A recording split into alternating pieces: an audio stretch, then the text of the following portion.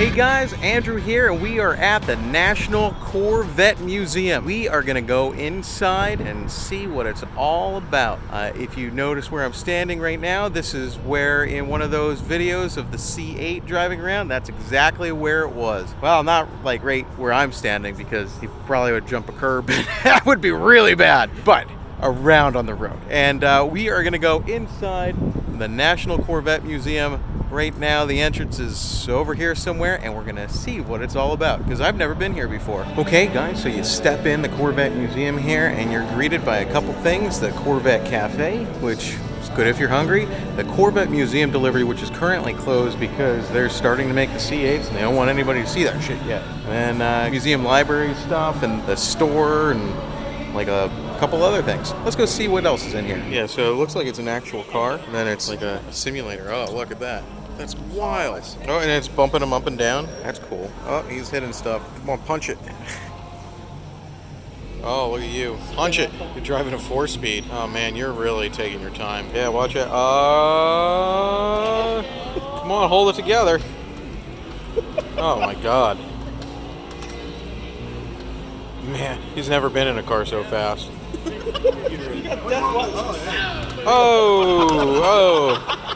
Hey, you gotta pay attention. Nope.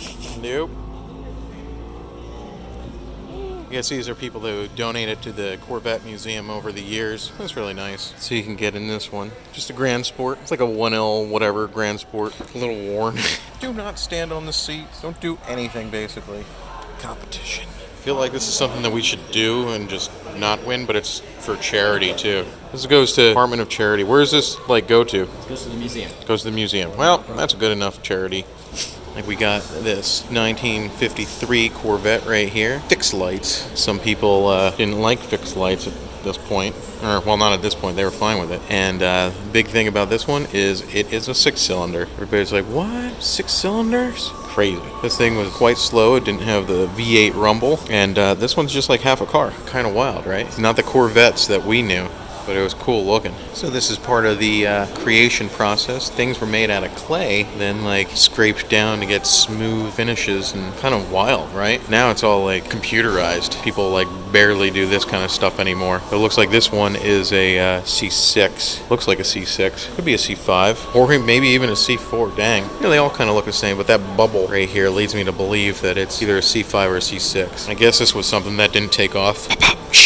Motorama. Yes, so this is a 1953 car show emblem that was ripped off before the unveiling because the legal team said that the American flag could not be on the emblem. Thus, the emblem that we know was born. And so here's what it ended up looking like. See? No American flag. Pretty wild. And then we got 1955. Started getting a little bit faster because we got a V8 here.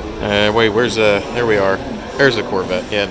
There's 1955, started getting a little bit faster. This was the first year for the V8, which that's pretty cool. Got the logo is still the same, crossed flags, but no American flag. I don't know why we have a Thunderbird here in the museum, but whatever. The man, the myth, the legend,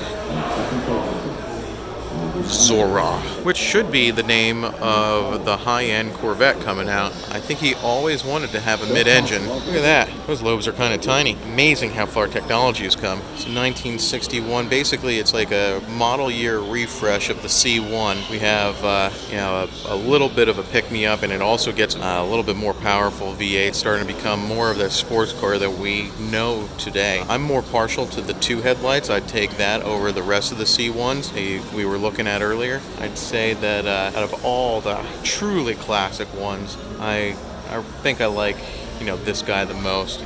Nice convertible orange, yummy, and makes some decent power, but nothing by today's standards. Then we move on to the C2. In 1963, I believe it started, and the C2 here actually started making some real power with a 427 cubic inch engine and pop-up headlights. I really don't like this design, but it is definitely worth a lot of money. This is definitely the beginning of where the Corvette started to get really, really sporty and recognized as basically an American flagship. Now we're moving on to the C3. This is a 1974 Corvette Stingray with a 454 cubic inch engine in it. If you didn't have a mullet when you get into this thing, you'll have one when you get out, because this is definitely a mullet-mobile. The C3 Corvette was probably the least desirable of them all, the C3 and C4, but I mean, this was a pretty cool one. I almost bought one of these when I was a kid, but thank God my dad said no. Like, thank God I didn't have money, because it would have probably been a little bit of a disaster, but it is a cool looking car. Some of these things are just timeless. I'd never want to own one of these though. The C3 generation was also plagued with the gas crisis, and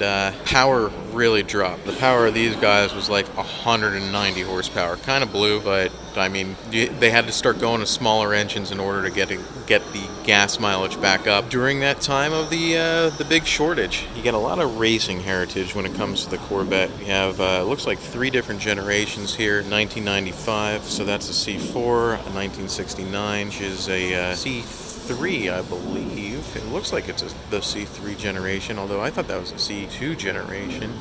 And then you have a 1984. Wow, that 1984 actually resembles a C5 strongly. But these are all C4s and C3s, it looks like. This one probably should have went back to the future. Check this out, National Corvette Museum Motorsports Park. That looks like a fun course. I'd love to ride that. That'd be awesome. So that's where we're at.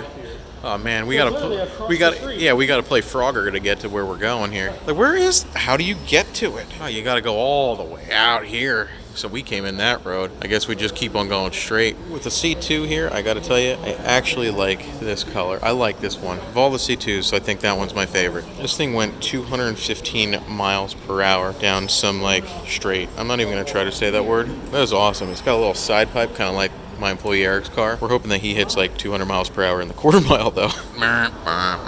Looks like we're about to get into the C4, where your OptiSpark has now failed. This OptiSpark is such a bad design. Actually, I don't know. I don't think this one has OptiSpark. Yeah, this one might be before OptiSpark.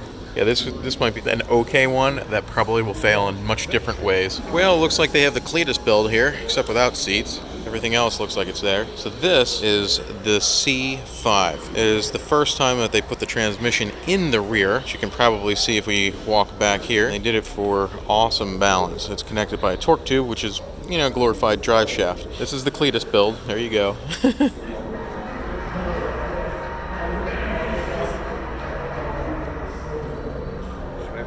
I should be worried.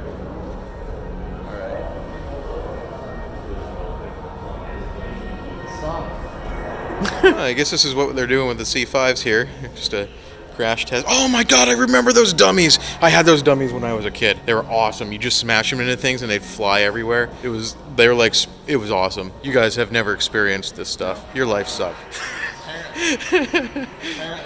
Yeah, because you didn't have those were the hot thing. I would say that you are, I was gonna say 15. No, 20. No, so 17. Don't lie to me. Don't lie. I'm 16. And he's 17. Yeah, you're not 20. I am. Let's see the ID.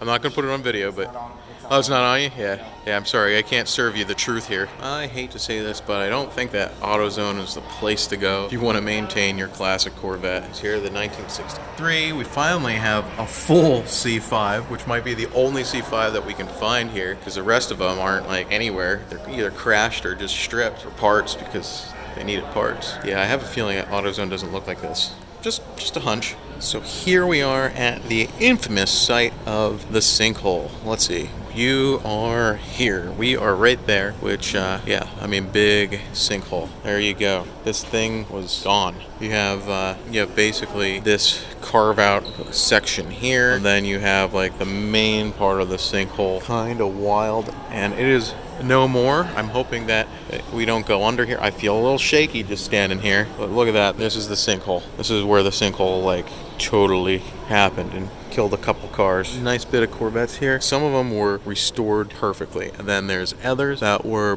beyond repair. Yeah, look at this. Look at this 2009 ZR1 that it was kind of sitting there, but a little trash brought back from death. A couple of them did not make it. Look at that, 1984. Can't even tell.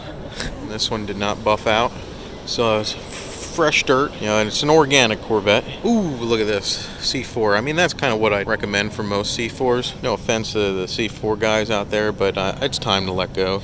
You know, you got to bury the past, remember? Oh, it's a ZR1. Never mind. That's sad. The ZR1 was a good one. This one has the Mercury engine in it. It was a dual overhead cam. I mean, I feel like that engine could probably fire up. It looks a little tweaked, but I feel like, you know, this thing could fire up. Wow.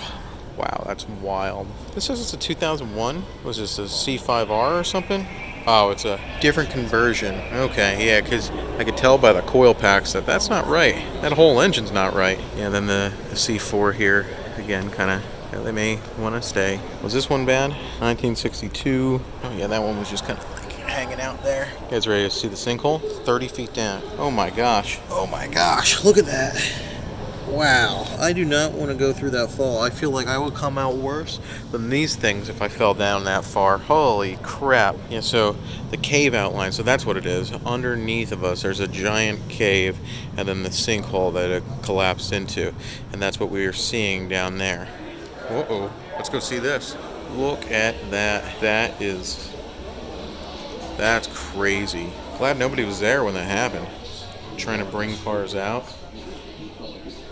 Nuts. This is a game that you can play. That's kind of cool. I don't really do good at this game on like the stuffed toys, so I'm not even going to try it with cars. Looks like we have some fake stone. I guess, you know, go with it if you, yeah, I guess go with it.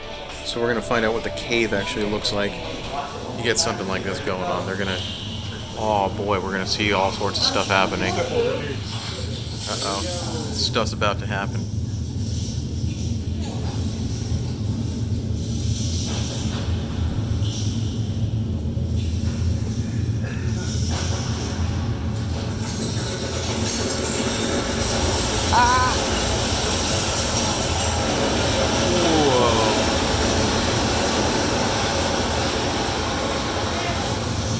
Like that hole's a little small.